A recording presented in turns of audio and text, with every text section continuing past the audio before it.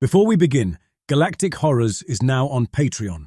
Get daily stories in one place, with no ads and no interruptions. Link is in the description or search Galactic Horrors on Patreon. Now, let's begin the transmission. 3 years on Galt's claim will grind any man down to his essentials. The ore is nickel iron, dense and stubborn, and the asteroid is barely a kilometre across. A cold black rock with a pressurized hab dome bolted to its equator, and extraction bores drilled into its southern hemisphere like rotten teeth. I ran the operation with 11 bonded miners, a single cargo shuttle rated for short-haul jumps, and a maintenance budget House Vane's Treasury office cut by a third every fiscal quarter. My mother's way of reminding me that exile was a gift, not a right. I was elbow-deep in the guts of Bore 7's drill assembly, when Harlan, my foreman, came through the pressure door with a look on his face like someone had cancelled his oxygen contract. "Ship on approach," he said. "Fast courier, Vane pennant on the transponder." I pulled my arms free of the housing and wiped the lubricant off with a rag that was already black. A Vane courier at Galt's claim meant either a supply audit or a legal summons, and the Treasury office had run its annual audit 2 months ahead of schedule. I left the drill half-assembled and followed Harlan up through the access shaft to the dome's observation blister. The courier was sleek, dark-hulled, with the Vane crest etched into its forward plating in gold that caught the starlight. It was already decelerating for docking, absent from the advanced signals and shipping log. I watched it come in and felt the weight in my chest that 3 years of distance had taught me to associate with my family's attention. The herald who stepped off the courier was young, dressed in the formal blacks of the Vane diplomatic service, with a sealed dispatch case under his arm. He looked around the dome, the patched walls, the condensation beading on the cold side panels, the rack of mining tools, with the polite blankness of a man trained to witness squalor without acknowledging it. "Lord Edmund Vane," he said, confirming me before he continued. "I carry a summons from the adjutancy of House Vane. The matriarch Orion Vane is dead." The words landed and sat there.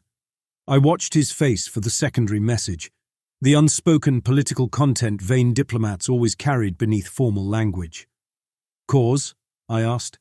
"Under investigation. Heritage poison was found in her tissue during the mortuary examination." Heritage poison, a compound that required Vane reactor isotopes to synthesize. Isotopes stored aboard the family's Cathedral asteroid, and nowhere else in the Orion Spur. Someone inside the family, or someone with access to its most private chemical reserves, had killed my mother. "All living heirs of Vane blood are required aboard the Severance for succession proceedings," the herald said. "Your exile is suspended for the duration of the legal process. A formal pardon has not been issued."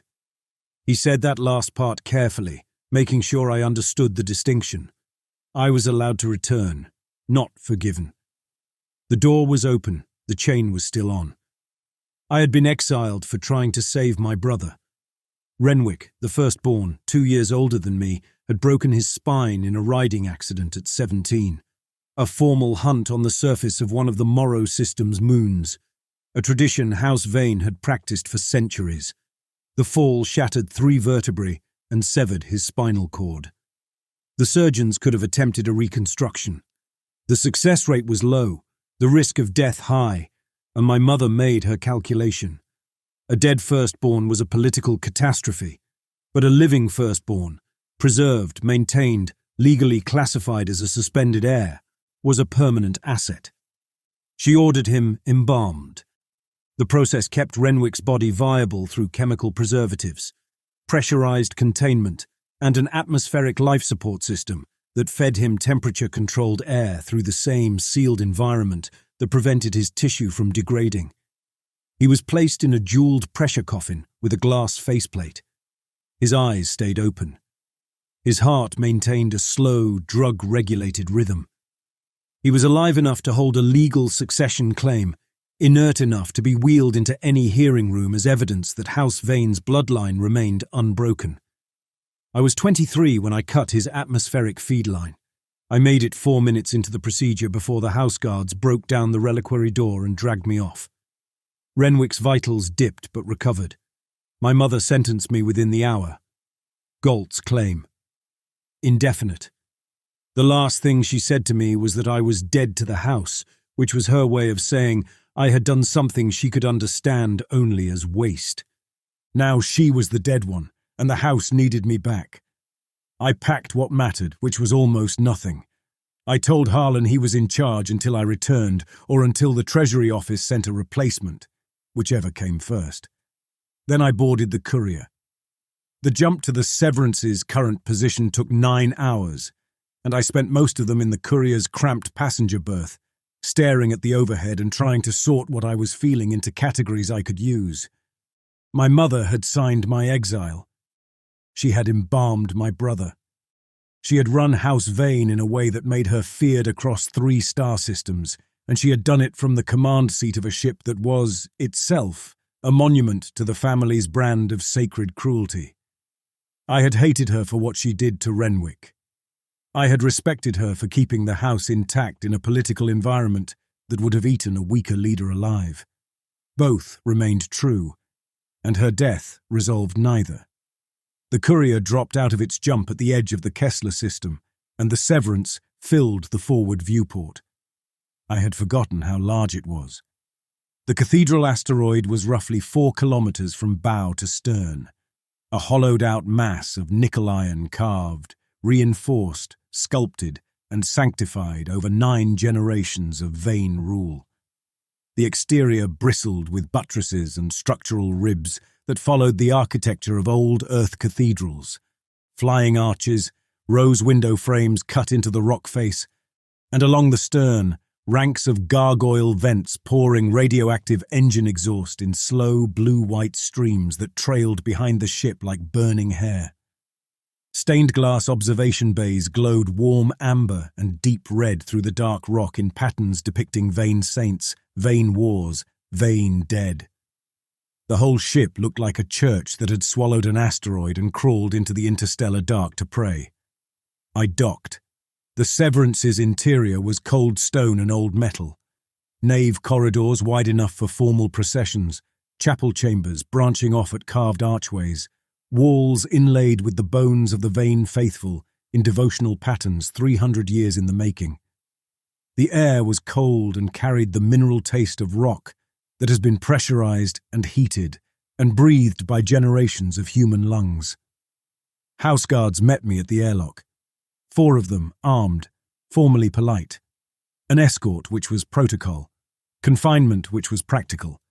I was a disgraced heir returning to a house where the matriarch had been murdered with a family-only compound. I was the most convenient suspect in the corridor. They brought me to the mortuary chapel. The matriarch's reliquary occupied a zero-gravity chamber in the Severance's inner ring, where the asteroid's rotation produced almost no centripetal pull. The chamber was round, vaulted, lined with devotional carvings that depicted the Vane funeral rites in sequential panels around the walls. In the center, my mother's body floated above a ceremonial bier, tethered by 6 thin chains that kept her from drifting. She wore the formal burial vestments of a Vane matriarch. Black silk, gold-threaded, high-collared. Her funeral veil had come loose from its pins and drifted above her face, rising and falling in gentle billows as the air recyclers pushed their quiet current through the chamber. Her hands were folded over her sternum. Her skin was pale, almost translucent, and through it I could see what the heritage poison had done. Black crystalline structures branched along her veins like dark frost under glass, following the vascular pathways from her wrists up through her forearms to her throat and temples. Each formation had blossomed near the surface in small, tight clusters that pressed against the underside of her skin without breaking it. Her blood seemed to have flowered. The effect was precise and grotesque, as if the poison had used her circulatory system as a trellis while it killed her. Father Collis was waiting inside the chamber. The physician chaplain was 61, lean-faced, with the manner of a man who had spent his career managing both the medical and spiritual needs of a family that treated the two as interchangeable. He had performed Renwick's embalming. He had signed off on my mother's annual health assessments. He had presided over every funeral, baptism, and medical intervention aboard the Severance for 23 years. The compound was atmospheric, he said after the minimal courtesies. Inhaled over weeks, slow accumulation in the alveolar tissue, then migration through the bloodstream. The crystallization is post-mortem. The compound restructures when the body's temperature drops below a threshold. In the final days, she would have experienced fatigue, cognitive fog, and shortness of breath. Easy symptoms to attribute to age and overwork. Who had access to her private atmospheric system? The system was overhauled 6 months ago. New filtration modules, upgraded circulation, and a reinforced feed loop between the matriarch's quarters and Lord Renwick's coffin chamber. Traditional arrangement: the heir breathes the ruling air. The matriarch ordered the upgrade herself. For what purpose? She described it as a private medical project. I was briefed on the atmospheric specifications, but not on the full scope. Collis paused, choosing his next words. The maintenance logs show nothing irregular. The filtration modules passed inspection. If the compound entered through the atmospheric system, it used a pathway the standard monitors were not designed to detect. I looked at my mother's body. The black flowers beneath her skin caught the chapel lights and refracted them in tiny points of color, prismatic and sharp. She had been a hard woman. She had been a competent one. Someone had turned her own air into a weapon, and she had breathed it in for weeks without recognizing what was happening. They brought me to the hearing chamber next. Renwick's coffin occupied the head of the long table. I had not seen it in 3 years, and the sight hit me with a physical force I should have been prepared for. The coffin was beautiful, gold-chased, set with devotional stones in the Vane pattern, its surface engraved with scriptural text in the old liturgical script the family chaplains still used for formal ceremonies. The curved glass faceplate was clear, and through it I could see my brother's face. The preservative resins had given his skin a waxy, amber translucence, like old parchment held up to candlelight. His features were intact, sharper than I remembered, the flesh drawn tighter to the bone by the chemical processes that kept him viable. His eyes were open, dark brown, the same as mine. When I stepped in front of the glass and looked down at him, his eyes moved. They tracked me. A slow lateral shift followed my position as I crossed from the door to the table. I stopped. His gaze settled on my face and held. I told myself it was autonomic, a reflex preserved by the embalming protocols, the eyes responding to motion the way a dead man's fingers will sometimes curl when the tendons contract. There was a science to it that Collis could explain in technical language, and I resolved to ask him later. Then I noticed the feed assembly. The main atmospheric conduit ran into the coffin's base, where the older gold-chased casing had been opened and resealed around newer fittings. The work was recent, professional, almost invisible unless you knew where the original seams had been. A small secondary junction had been spliced into the outgoing line, black against the coffin's devotional metal, no larger than my thumb. I had not seen it 3 years before.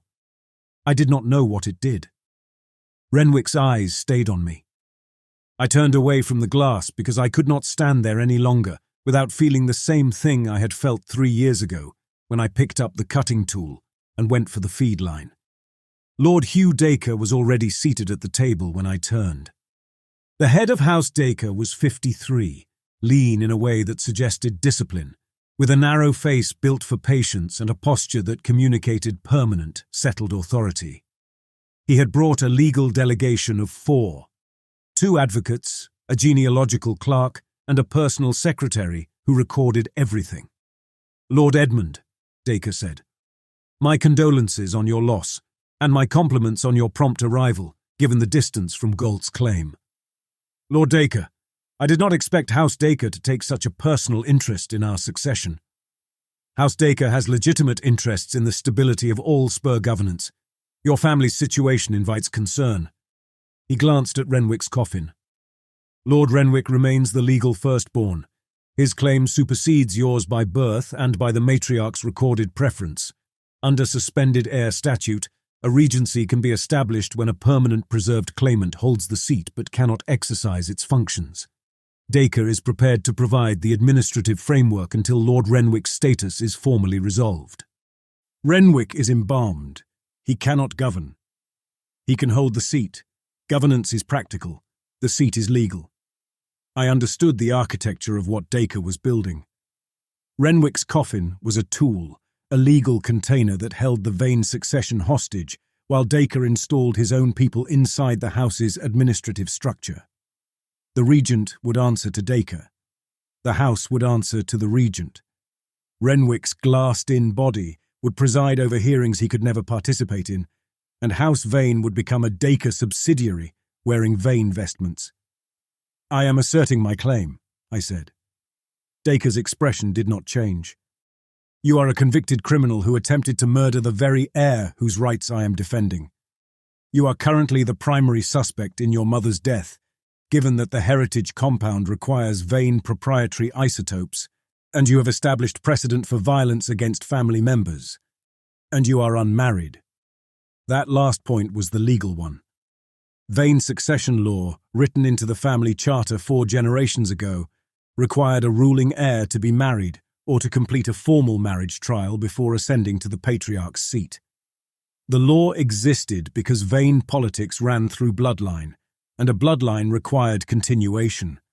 An unmarried claimant was an incomplete claimant.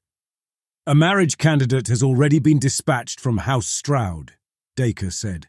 Straoud protocol sends the dowry court ahead of the bride herself. Her shuttle should arrive within 40 hours for verification and trial custody. If you wish to assert your claim, you will submit.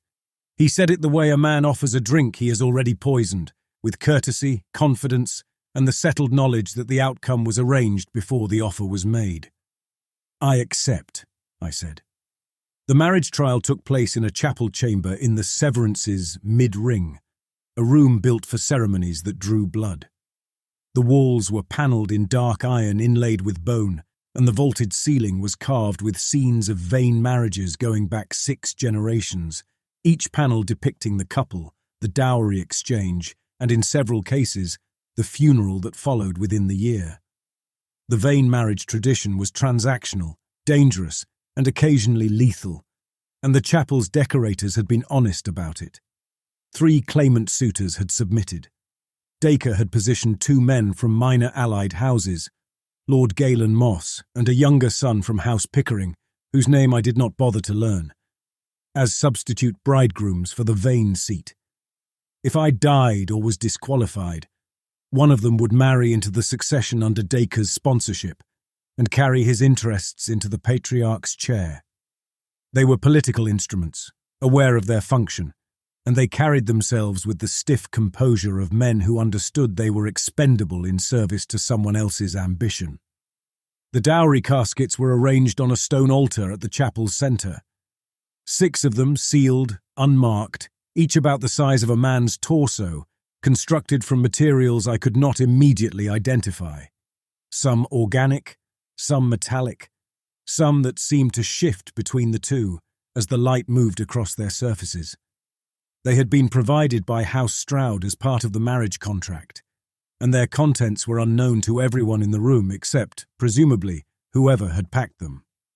Father Collis presided, reading the trial protocol from a leather-bound codex in the formal liturgical cadence. Each claimant suitor shall select and open 1 casket, he recited. The contents belong to the claimant who opens them. They may be political, documents, intelligence, sealed testimony. They may be genetic, biological material relevant to the succession's bloodline requirements. They may be martial. He paused on that word long enough for it to do its work.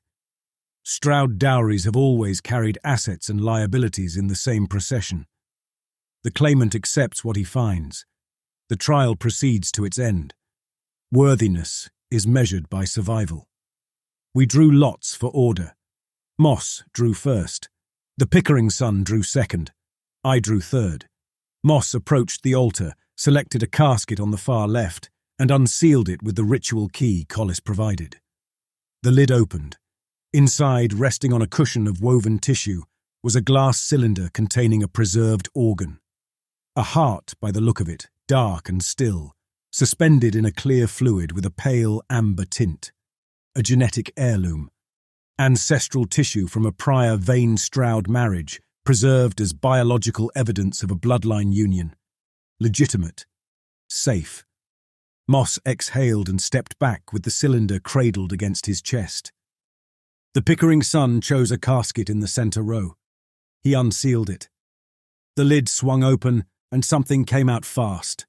A figure, compact and pale, folded into the casket's interior in a way that should have broken a human spine. It unfolded with the speed of a compressed spring and hit the Pickering son across the throat with something edged before I could register what I was seeing. The boy went down. Blood left his neck in a bright arterial spray that caught the chapel lights and painted a long arc across the stone floor. The figure, the assassin, stood over him for 2 seconds, breathing hard, its body naked and hairless and corded with muscle bred for compact density. Then the house guards moved in with shock lances, and the assassin folded itself back into a crouch and allowed itself to be contained. The Pickering son bled out on the chapel floor. Father Collis noted the death in the codex, and 2 attendants dragged the body through a side door while the trial continued. 4 caskets remained on the altar. One might hold a second assassin. One might hold a political secret. I had no way to distinguish them by appearance, weight, or any other external quality. The choice was blind. I selected the casket nearest the right edge of the altar. I unsealed it, then lifted the lid with both arms braced, my body angled to give me a half-second of clearance if something alive came out. Inside was paper, a sheaf of sealed documents bearing my mother's personal cipher, the interlocking V and sun that only the ruling matriarch could apply, embossed in metallic ink that degraded if the seal was broken by anyone without the correct biochemical signature on their fingertips. The casket's inner lid bore a Straoud escrow mark. My mother had placed the documents in third-party custody before her death, tied to the marriage contract and inaccessible until a Vane claimant passed the trial. I broke the seal. My mother's cipher recognized my skin, and the ink held. The documents were medical orders, a full revival procedure for Lord Renwick Vane, authorized 7 months before her death, to be carried out by an off-house surgical team recruited from the Morrow System's independent medical guilds. The procedure was funded through a hidden account routed through 3 subsidiary holding companies I had never heard of.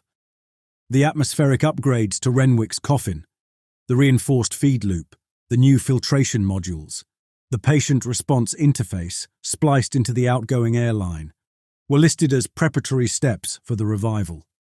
My mother had been building the medical infrastructure to bring Renwick back.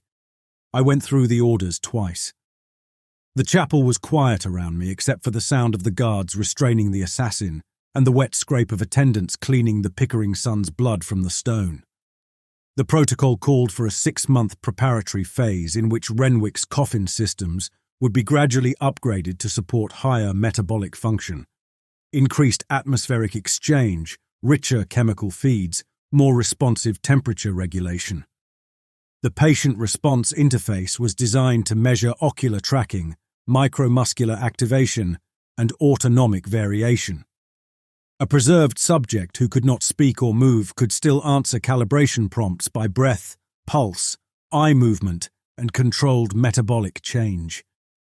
She had been warming him up, bringing his body back toward viability 1 system at a time, the way you restart a reactor by raising the rods in careful increments. Everything I had believed about her intentions was incomplete. I had thought she had chosen to preserve Renwick as a permanent asset, a legal tool, a piece of living furniture. Instead, she had been working toward bringing him back. The atmospheric upgrades were medical preparation.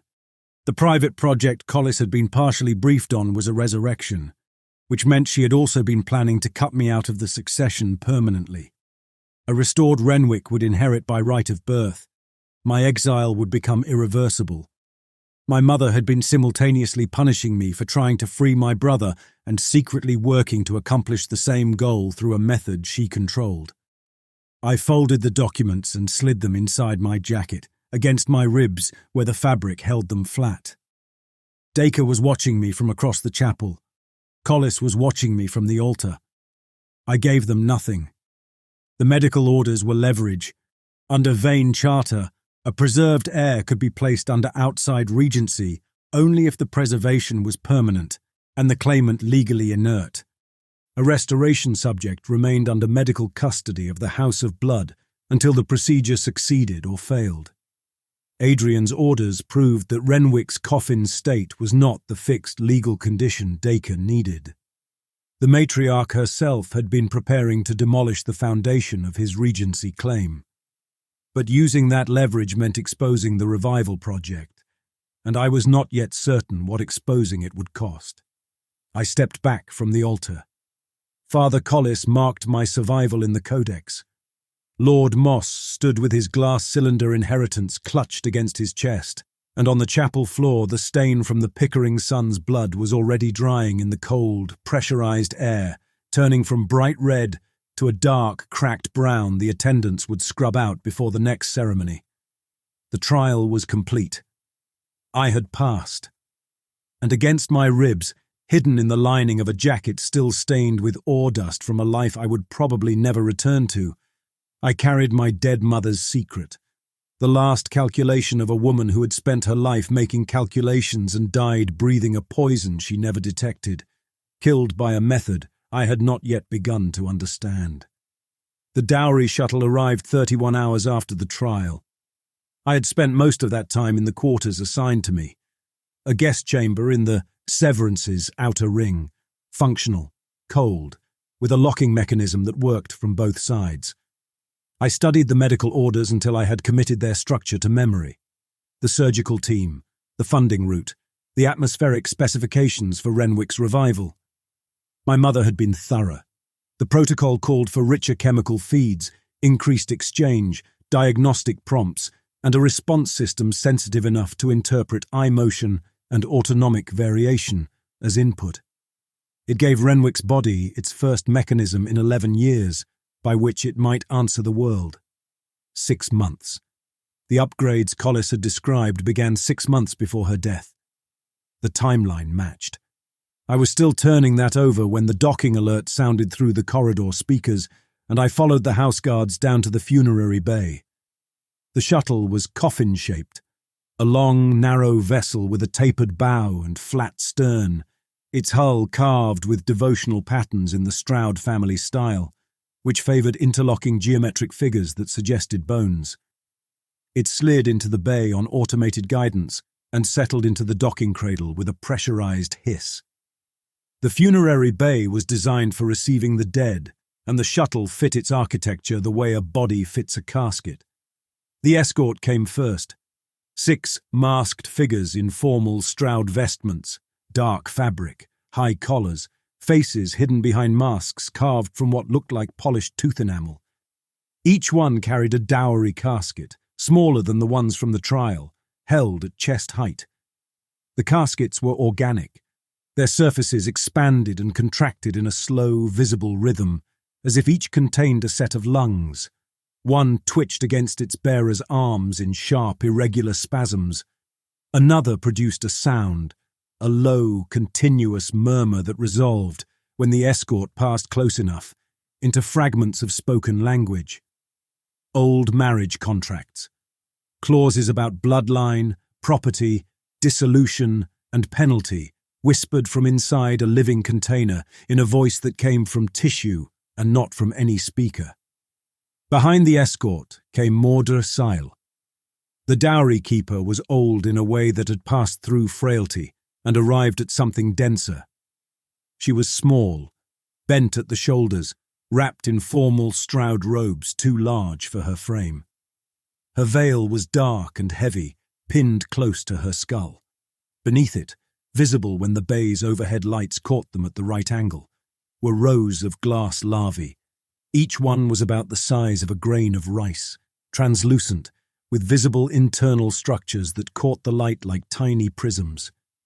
They were pinned to the underside of the veil's fabric in neat lines, alive, their legs moving in slow twitches against the cloth. She was blind. Her eyes, visible through the veil's mesh, were white and filmed over with a membrane that had the dull sheen of scar tissue.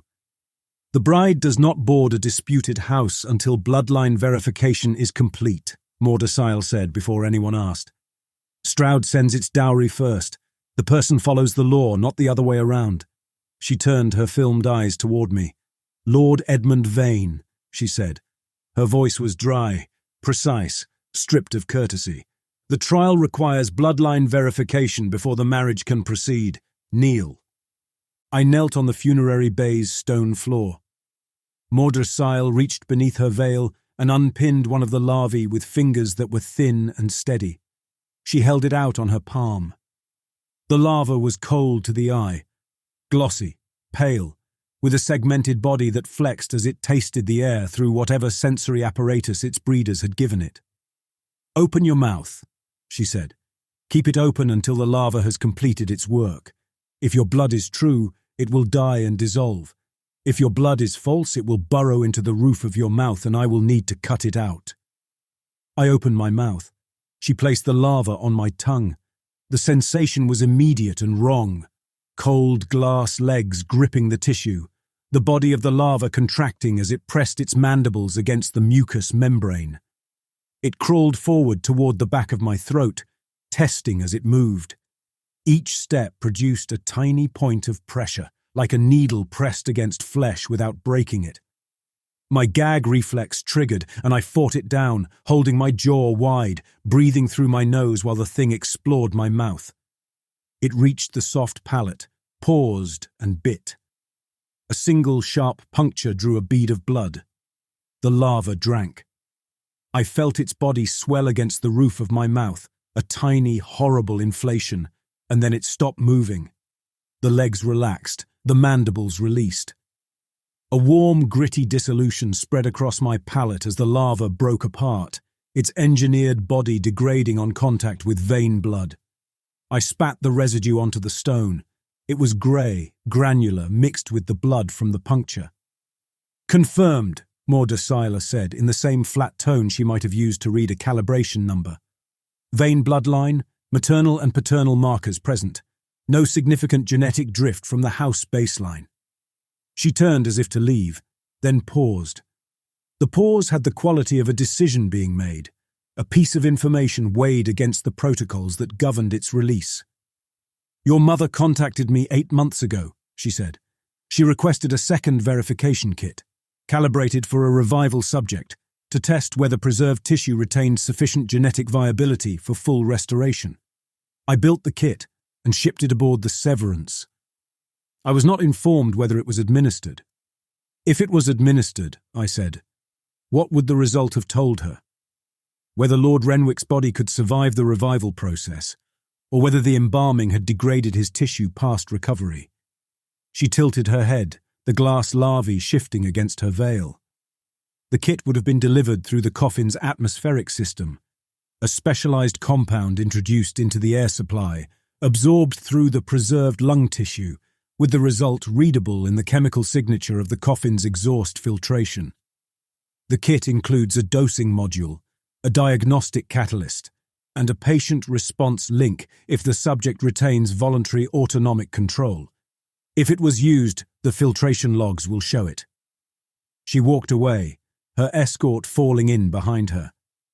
The breathing caskets murmured their contract fragments as the procession moved down the nave corridor toward the guest quarters assigned to the Straoud delegation. I stayed on my knees for a moment, working through what she had told me. The genetic verification kit would have been delivered through the atmospheric feed, the same system that connected Renwick's coffin to my mother's private quarters, the same system upgraded 6 months ago. If the kit had been used, someone had introduced a compound into Renwick's air supply and measured the result through the filtration exhaust. That was the same delivery pathway as the heritage poison that killed my mother. Atmospheric introduction, slow absorption, readable in the chemical aftermath. My mother had built a medical channel into Renwick's coffin to test whether he could be saved, and someone had used that channel to kill her. I needed to see the coffin's filtration logs. But the coffin was in the hearing chamber, surrounded by Dacre's delegation and guarded by house security. I needed another approach.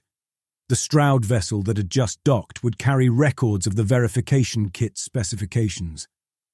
If I could match those specifications against the coffin's atmospheric system, I could determine whether the kit was used and possibly whether the same pathway had carried the poison. I stood, wiped the blood and residue from my lips, and went to the funerary bay's secondary docking arm, where the coffin shuttle sat cooling in its cradle. The shuttle's forward compartment was a narrow passenger berth. A single couch, restraint harness, personal storage, and a view screen showing the docking bay's interior in grayscale. The berth was empty, clean, and had the look of a space prepared for arrival and never occupied for departure. The bride had not travelled there. Straoud had sent contract before person, machinery before flesh, obligation before consent. The rear compartment was sealed. A pressure door with a Straoud cipher lock marked with a cargo designation I did not recognize. I tried the lock. It did not respond to manual override. I braced my boot against the doorframe, gripped the emergency release handle, a physical backup built into every pressure door aboard ships that followed Orion Spur construction standards, and pulled until the bolts sheared. The door swung inward. Warm air came out, carrying a thin chemical sweetness on the tongue. Preservative compounds, the same family of chemicals I recognized from Renwick's coffin chamber. The compartment was a chapel, a miniature chapel laboratory, no more than 4 meters deep, its walls lined with glass alcoves arranged in 2 tiers. Each alcove contained a body. I counted 7, 4 men, 3 women. Each one wore formal marriage attire, ceremonial robes, devotional jewelry, house crests embroidered into the fabric. Each one was preserved in the same manner as Renwick: pressurized containment, chemical preservatives maintaining tissue viability, atmospheric feeds connected to a central life support hub mounted in the compartment's ceiling. Their skin had the same waxy translucence. Their eyes were open, and their eyes moved. The nearest body, a man roughly my age, wearing the crest of a house I did not recognize, tracked my entrance with a slow lateral sweep of his gaze. His pupils shifted when I moved, stopped when I stopped. His lips moved. A small, rhythmic contraction, as if he were trying to shape a word through a mouth that no longer had the musculature to form one. The woman beside him blinked. A slow, effortful closure and reopening that took 3 full seconds. Then she did it again. Once, after I whispered, "Can you hear me?" The answer might have been reflex. It might have been coincidence. Every noble house in the Spur had built a civilization out of calling such things coincidence. These were failed spouses, marriage alliances that had collapsed, been contested, or been dissolved by one house's decision, and the other party had been preserved as a living marriage precedent. Their legal status as married persons had never been terminated. They existed as case law. A library of undead contracts House Straoud maintained and transported as part of its dowry infrastructure, available to be cited in succession disputes, bloodline challenges, and inheritance hearings whenever their particular marriage's legal details became relevant. The preservation technology was identical to Renwick's. The coffin-grade atmospheric feeds, the chemical sustaining protocols, the open eyes in glass containers. My brother was one of these. The technique that held him in his jeweled coffin aboard the Severance was the same technique that held 7 strangers in the back of a bridal shuttle, and every noble house in the Orion Spur that practiced marriage alliance had its own collection. Renwick was a precedent, a living document. The family tradition I had tried to break by cutting his feed line was the foundational legal technology of the entire aristocratic system I had been born into. I was still standing in the chapel lab when the blow caught me across the back of the skull. I went forward into the nearest alcove, my forehead cracking against the glass. The woman inside blinked once as my blood struck the outside of her faceplate. The world tilted. I turned, and the second blow came at my ribs. A short, hard strike from a weapon I could see now, a ceremonial short sword of the kind the Spur's minor houses carried for formal duels. The man holding it was compact, dark-haired, wearing the undress uniform of House Dacre's household guard. He had followed me into the shuttle. "Step away from Straoud property," he said. Then he hit me a third time, across the forearm, and the pain was a bright line running from my wrist to my elbow, telling me the bone beneath it might be cracked. I grabbed the sword arm on the backswing, got both hands around his wrist, and twisted until his grip loosened. We fell through the chapel lab's low doorway together and into the funerary bay, which connected to the access corridor that led inward toward the Severance's core. He was younger, faster, trained in close quarters work. I was heavier, desperate, and fighting like a man who had spent 3 years doing manual labor on a mining asteroid and no longer remembered how to duel. We went through 2 pressure doors and into the hollow core. The Severance's central cavity was the original mining void, a vast, rough-walled chamber occupying the asteroid's interior, converted over centuries into a cathedral space. The gravity here was almost gone. The ship's rotation barely reached the core, and as we crossed the threshold from the corridor into the open volume, the floor dropped away and we were floating. The core cathedral was enormous, cold, and filled with the accumulated devotional architecture of 9 Vane generations. Saint statues carved from the asteroid's original nickel iron hung from corroded mounting bolts, drifting in slow rotation. Bone dust from crumbling reliquaries formed a fine suspension in the still air, catching the light from the observation bays in the upper wall. Stained glass cast fractured colour across the stone saints, the floating rubble, and the 2 men trying to kill each other in the middle of it all. He recovered the sword. I caught a broken mounting bracket as it drifted past and used it as a guard.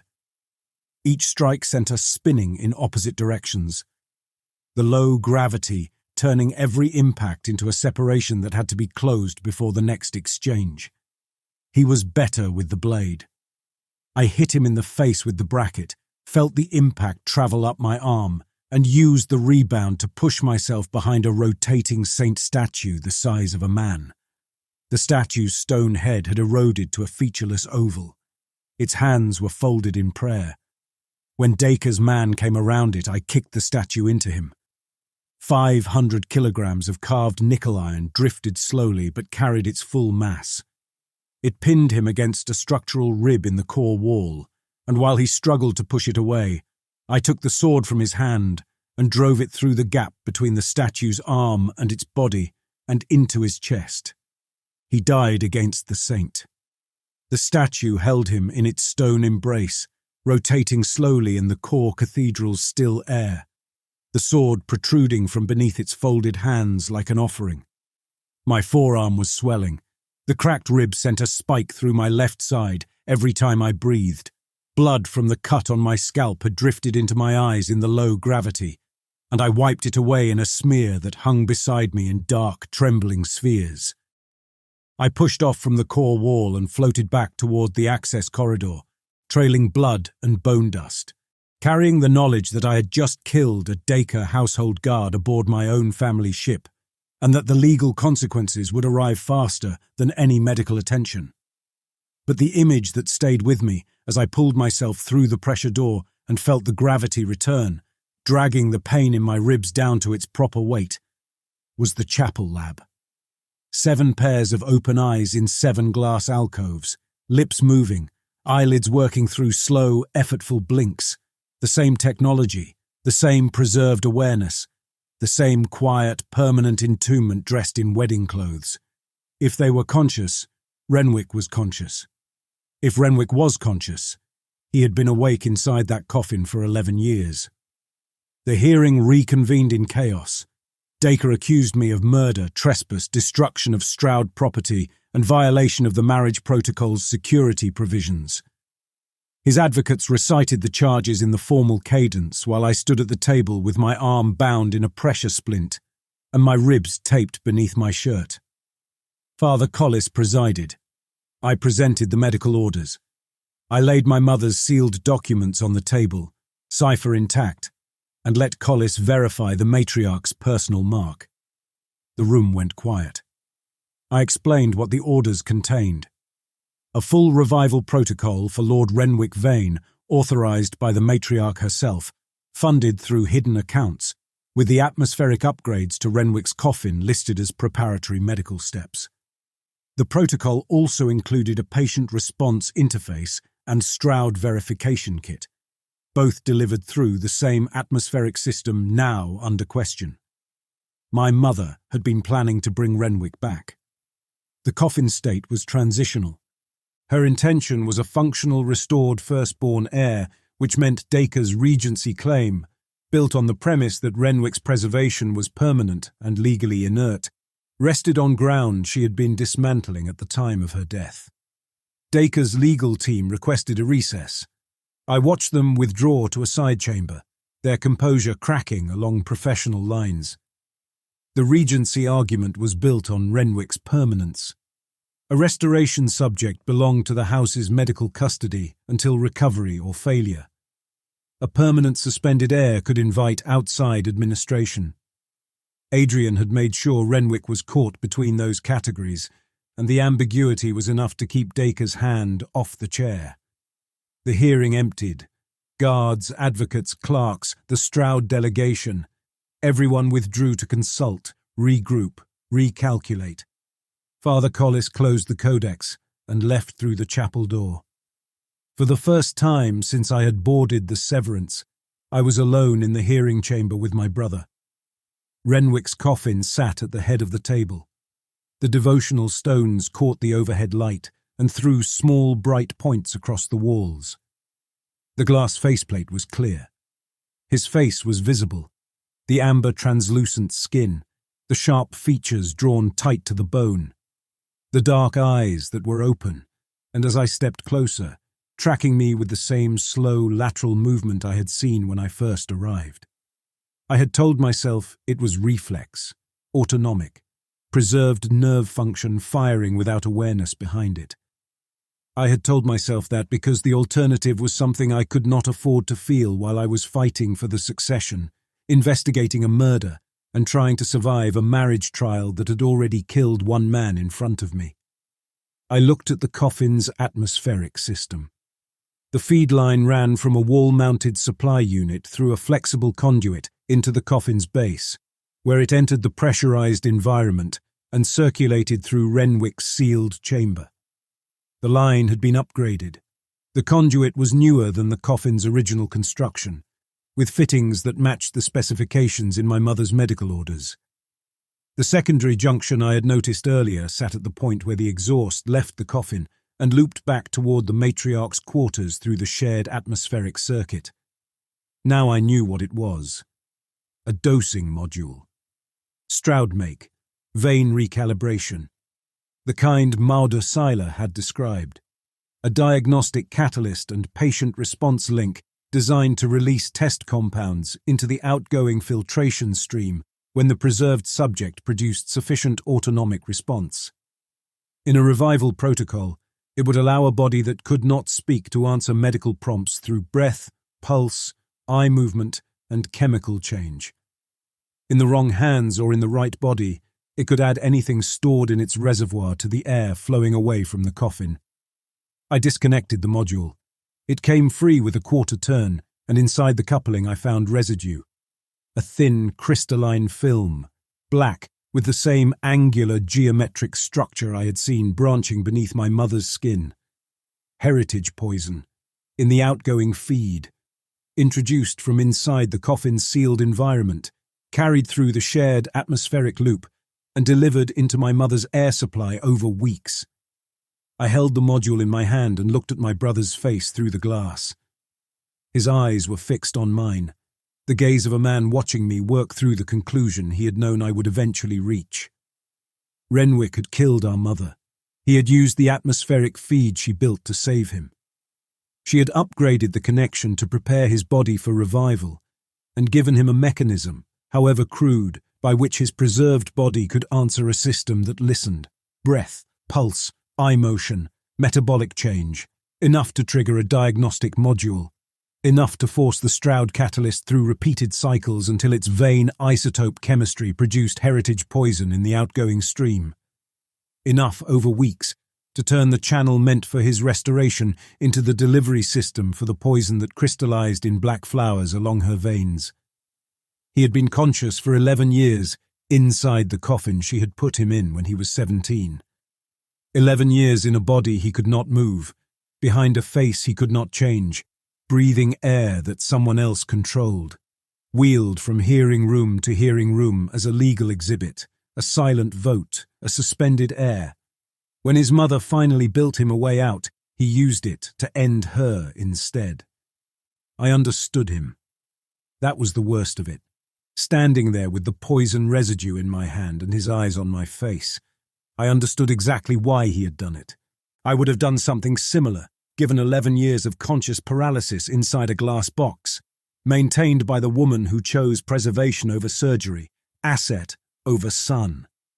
I had tried to kill his coffin systems 3 years ago for the same reason, except I had done it from the outside and been caught in 4 minutes, and he had done it from the inside and succeeded. The module sat in my palm. The evidence that would clear my name, expose my brother, and destroy House Vane.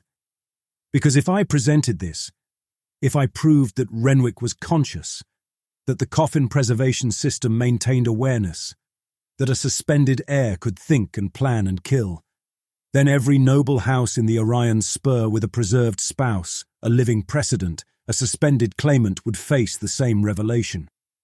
The legal architecture of the entire aristocratic system depended on the preserved being inert. Property, documentation in flesh. If the documentation could think, the system collapsed, and every house that had ever sealed a living person in glass would spend the next generation fighting lawsuits, insurrections, and the political consequences of having maintained conscious prisoners as furniture for centuries. House Vane would be the house that broke it open. The scandal would be unsurvivable. Dacre, the Straouds, every minor house with a grudge and a coffin of their own to hide would move to bury the Vanes before the precedent could spread. The house my mother spent her life protecting would be dismantled within a year. Or I could put the module back, seal the junction, let the heritage poison remain an unsolved murder attributed to political enemies, take the throne through the marriage trial, with Dacre's position already weakened by the medical orders. Rule House Vane as its new patriarch, with my brother's coffin at the head of the table as tradition demanded. Renwick would stay in the glass. I would sit beside it, and every day for the rest of my reign, I would look at his face through the faceplate, and he would look back, and we would both know what he had done and what I had chosen. For a moment I saw him as he had been before the hunt, 17, too thin for his formal coat, grinning at me across a stable yard on a moon with real gravity and weather. He had been alive in a way this house never tolerated for long. Renwick's eyes did not move. I reassembled the junction, seated the module back into the feed line with a quarter turn, wiped the crystalline residue from my fingers onto the inside of my jacket, where it joined the ore dust and the dried blood and the grey grit of a dissolved lava. When the hearing reconvened, I presented my claim. The medical orders had done their work. Dacre's regency argument was broken, his legal team in retreat, his minor house candidate reduced to one surviving claimant suitor who showed no interest in pressing his case now that the Vane succession had turned lethal. Father Collis recorded the outcome in the codex. The marriage to House Straoud would proceed on a timetable determined by inter-house protocol. Lord Edmund Vane was confirmed as the ruling claimant, pending the ceremony. Dacre left the Severance that evening. his shuttle undocked from the funerary bay and burned hard for the Kessler system's transit point, carrying his legal delegation, his dead household guards' personal effects, and the trade concessions I had granted him in exchange for a clean withdrawal. The concessions were expensive. I did not care. I needed him off the ship before anyone examined the coffin shuttle's rear compartment too closely. The attendants cleared the hearing chamber after the last delegate departed. They swept the floor, adjusted the devotional hangings, repositioned the furniture. They left the coffin. The coffin always stayed. I sat in the patriarch's chair at the head of the table. The Mortmain throne, the Vane household called it, an old name from the legal term for the dead hand that holds property in perpetuity. My mother had sat in this chair for 26 years, her mother before her for 19. The chair was stone, carved from the asteroid's original body, fitted with a thin cushion compressed by generations of weight into something that offered shape without comfort. Renwick's coffin was positioned to my right, where tradition placed the senior heir. The devotional stone set into its casing caught the stained glass light from the observation bays, red, amber, deep blue, and scattered it across the table in small, sharp points. Through the glass faceplate, my brother's face was turned towards me. His eyes were open. They found mine and held. I had come back to the Severance because I believed I was the only person who would treat Renwick as a human being. I had accepted the marriage trial because I would not let him be used as a puppet. I had carried my mother's secret because I wanted to understand why she had built the infrastructure that killed her. And now I understood. She had built it to save the son she had preserved. That son had used it to kill the mother who had imprisoned him. I had found the evidence and sealed it back into the wall, because the truth would destroy the house, and the lie would only destroy me. The stained glass light shifted as the Severance rotated through its long, slow transit between stars. The colours moved across the table, across the coffin, across my brother's face behind the glass. I sat in the dead hand's chair and my brother watched me from his, and the cathedral ship carried us both through the interstellar dark, burning slow on its ancient engines, trailing blue-white fire from the mouths of stone gargoyles into the empty space between systems where no one could hear the contracts whispering in their caskets, or the marriage precedents blinking in their alcoves, or the new patriarch of House Vane breathing the same air as the man who had taught him, finally, what it cost to hold the seat.